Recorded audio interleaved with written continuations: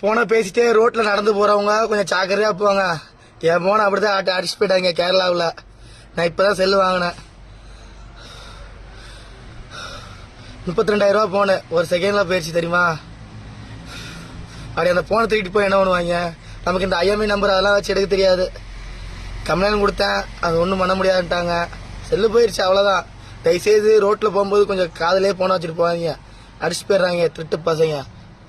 கொஞ்சம் பார்த்து ஃபோன் வாங்குறது முக்கியம் இல்லை, ஃபோனை பத்திரமா வச்சிருக்க தான் முக்கியம்.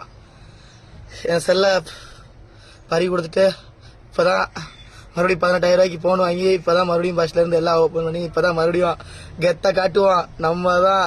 நீங்களும் இந்த மாதிரி ஃபோனை மிஸ் பண்ணிடாதீங்க, என்னைய மாதிரி மிஸ் பண்ணிடாதீங்க. ஃபோனு முக்கியம். அப்போ மறுபடியும் புது சிம்மு வாங்கி அதே நம்பரில் வாங்கி அதுக்கு ஒரு நாள் ஆகி தேவையில்லாம நமக்கு தான் டென்ஷனு. ஒரு செகண்டு போன வீட்டில் போய் பேசினா ஒன்றும் கொஞ்சம் மாட்டோம். இல்லைன்னா ரோட்டில் ஃபோன் பேசும்போது அக்கம் பக்கத்தில் யார் இருக்காங்களா, நம்ம தனியாக நின்று பேசுகிறோமே, எல்லாம் சுதாரித்து பேசுங்க. பார்த்துக்கோ, கொஞ்சம் கவனமாக இருங்க. நான் பட்டதுனால எனக்கு அவனும் என் செல்லு போனதுனால இவ்வளோ தூரம் சொல்கிறேன். இல்லைன்னா இந்த அளவுக்கு சொல்ல மாட்டேன். எனக்கு அவசியமே இல்லை. நம்ம தான்